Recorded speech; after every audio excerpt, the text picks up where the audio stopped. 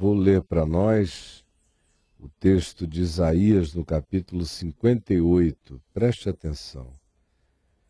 Que diz assim, é Deus estimulando Isaías a falar. Clama a plenos pulmões, ou seja, grita. Não te detenhas. Ergue a tua voz como a trombeta e anuncia ao meu povo a sua transgressão e à casa de Jacó os seus pecados.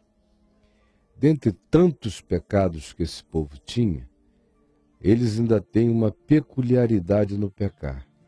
Eles pecam em duas perspectivas também.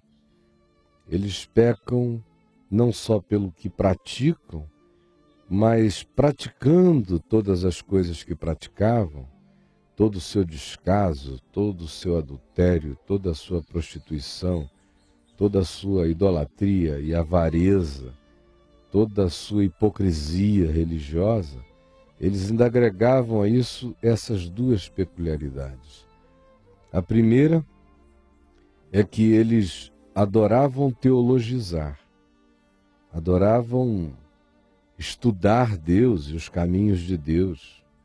E a segunda, paradoxalmente, eles tinham uma fé supersticiosa no jejum, de modo que eles jejuavam e jejuavam ainda questionando: por que nós jejuamos e tu não nos ouves?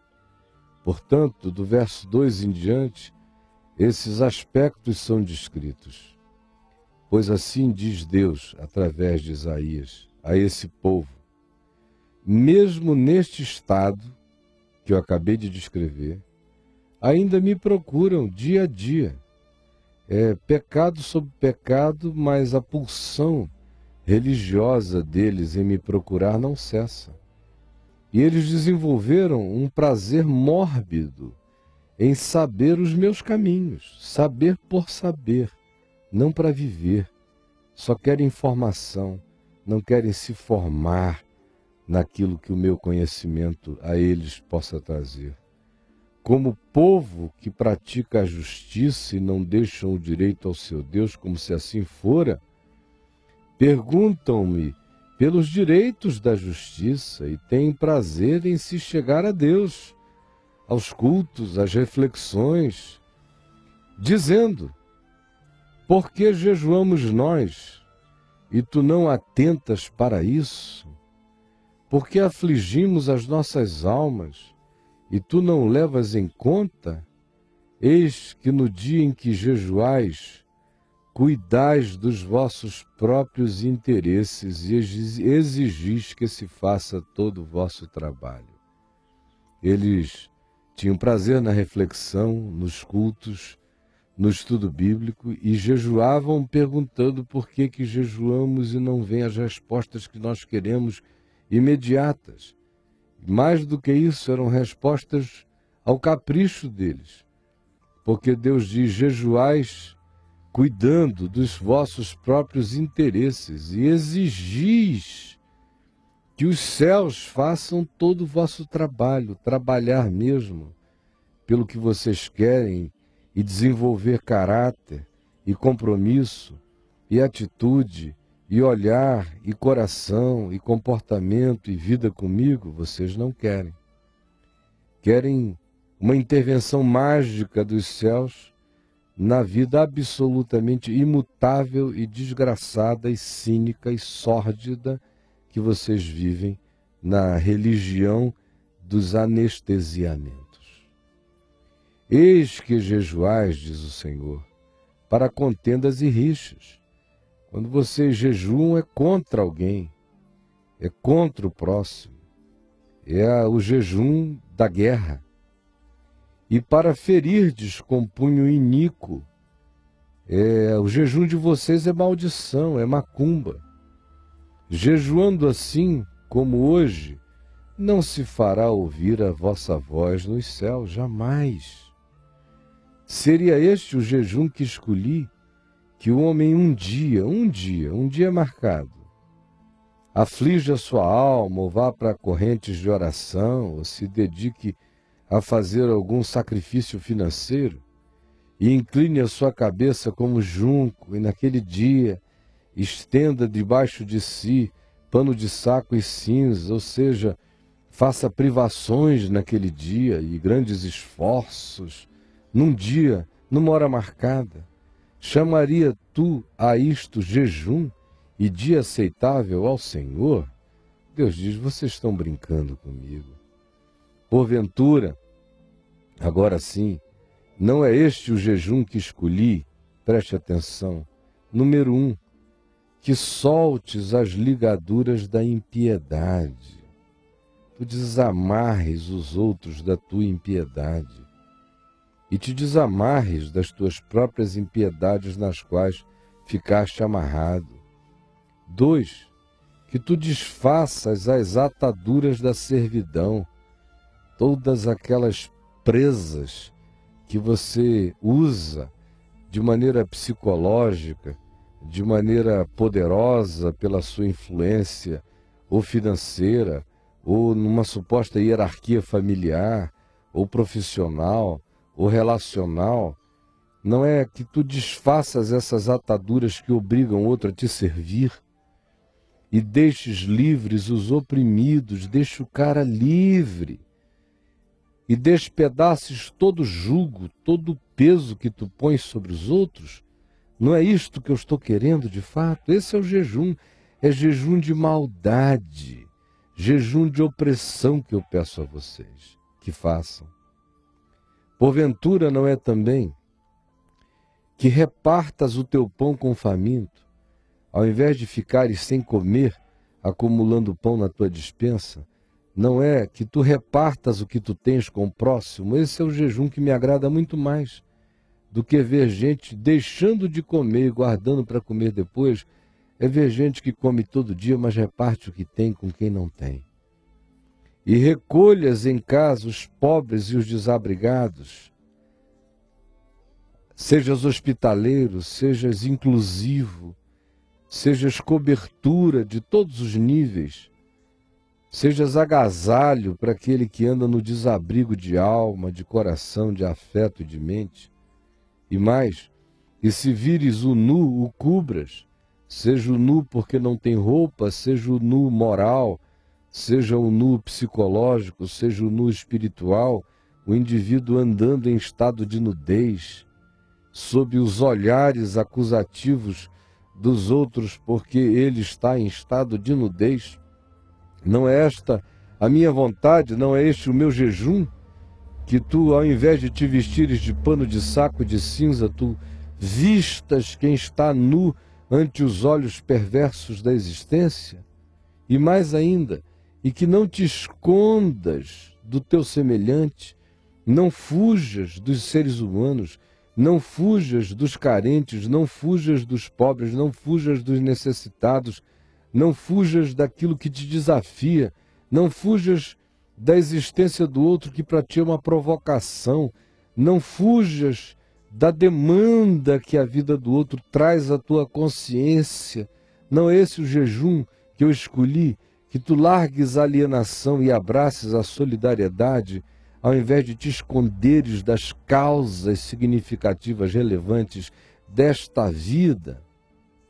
Se tu fizeres assim, se a tua existência se tornar esta oração, então romperá a tua luz como a alva. Basta que tu sejas assim. Tu serás uma oração andante, ambulante, vivente, e então romperá a tua luz como a alva.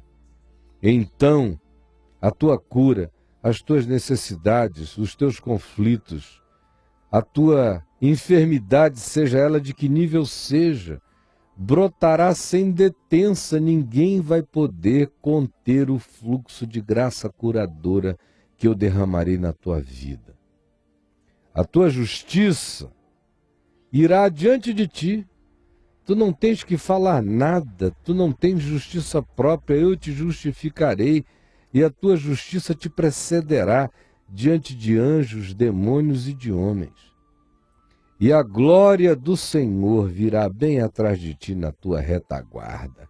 marchando atrás de ti, sem que tu tenhas que ficar lembrando a Deus de nada. Lembra-te do próximo e Deus lembrar-se-á de ti. Então, se assim for, clamarás ao Senhor e o Senhor te responderá. Quando tu gritares por socorro, socorro, na mesma hora Deus te dirá: eis-me aqui, meu filho, calma, calma, calma, eu estou aqui. Se tirares do meio de ti, da tua vida e das tuas práticas, o dedo que ameaça, se tirares do meio de ti o jugo que tu impões sobre o próximo, essa tua mania de poder, de controle, de esmagamento, ou de manter todo mundo em estado de obediência a você, porque você é o grande e poderoso, se tu tirares do meio de ti o jugo, e o dedo que ameaça, e o falar injurioso, que é perverso, que desconstrói o coração, que deixa o outro na dúvida acerca de quem ele é, ou humilhado. E mais, se tu abrires a tua alma ao faminto, ao invés de vires contar vantagens sobre as grandezas da tua justiça, se tu fores capazes de falar ao faminto a realidade da tua própria dor também, a fim de consolá-lo, de irmanares-te a ele em verdade humana, e fartares a alma aflita, sendo capaz de consolá-la, de dizer eu estou aqui, de chorar com ela, se farta uma alma aflita é pelo amor solidário. Então, se fores capaz disto também, a tua luz nascerá em plenas trevas.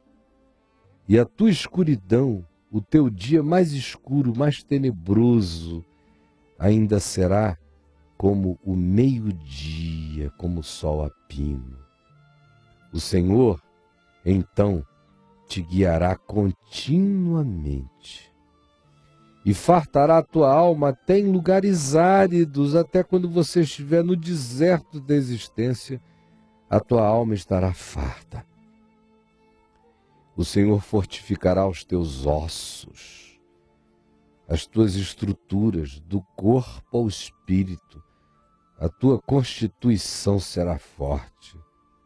Serás como um jardim bem regado no meio da secura, como graminha verde molhada o tempo todo, e flores vivas, e manancial. Será assim a tua existência, como um manancial cujas águas jamais faltam, jamais acabam em período algum do ano. Os teus filhos edificarão antigas ruínas. Aquilo que ficou destruído para trás, tu terás a alegria de ver os teus filhos se tornando reconstrutores do que um dia ruiu na tua própria vida. Tu viverás para verem os teus filhos te honrarem. E honrarem aquilo que no passado foi arruinado, na vida deles haverá de ser reconstruído. Levantarás os fundamentos de muitas gerações, tu mesmo. Com essa vida assim vivida, lançarás as bases de esperança para o futuro, para os teus filhos, para os teus netos, para aqueles que te observam. E mais do que isso, serás chamado reparador de brechas. Chegou aí aquele que repara os buracos da vida. E serás também chamado de restaurador de veredas, reconstrutor de caminhos perdidos, obstruídos, para que o país, para que a tua vida, para que a tua existência, para que a tua família, para que o teu lar, para que a tua casa se torne um lugar habitável. Se tu desviares os teus pés da profanação, e se tu parares de cuidar apenas dos teus próprios interesses, querendo fazer dos teus interesses uma causa religiosa, mas se chamares a cada dia de Deus na tua vida, de dia deleitoso e santo dia do Senhor, digno de toda a honra, e honrares o Senhor não seguindo os teus próprios caminhos, os teus caprichos e as tuas vontades e as tuas venetas e as tuas pulsões, compulsões e taras que tu tentas ungir em nome da religião, e mais, não pretendendo fazer a tua própria vontade como se for a vontade de Deus, e nem tampouco falando palavras vãs, então tua alma experimentará felicidade, e o teu espírito se regozijará de fato em alegrias divinas, porque tu te deleitarás no Senhor.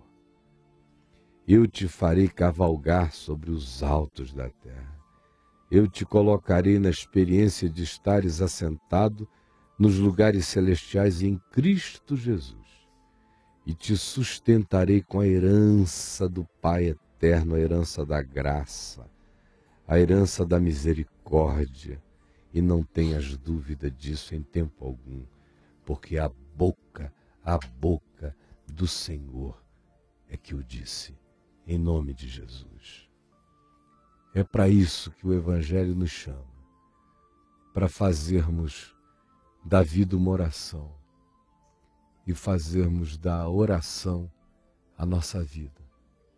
Esse é o chamado do Evangelho, para que a nossa vida seja essa liturgia andante, para que as nossas ações sejam esse culto libertador, para que todos os processos da nossa existência aconteçam assim, no altar da graça, do amor, da misericórdia. Esse é o jejum que não faz você parar de comer, faz você repartir comida. Esse é o jejum que não bota você escondido do próximo em algum lugar escuro, mas coloca você na cara de quem tem necessidade para acolher. Esse é o jejum que Deus quer, é jejum de maldade, é jejum de opressão, é jejum de servidão posta sobre os outros, é jejum de superioridade e que abraça o mesmo sentimento que houve também em Cristo Jesus. Esse é o jejum que agrada a Deus. Esse é o jejum que quem o pratica, curando outros, é curado enquanto cura, é tratado por Deus enquanto trata, é objeto da misericórdia de Deus enquanto exerce misericórdia para com o próximo.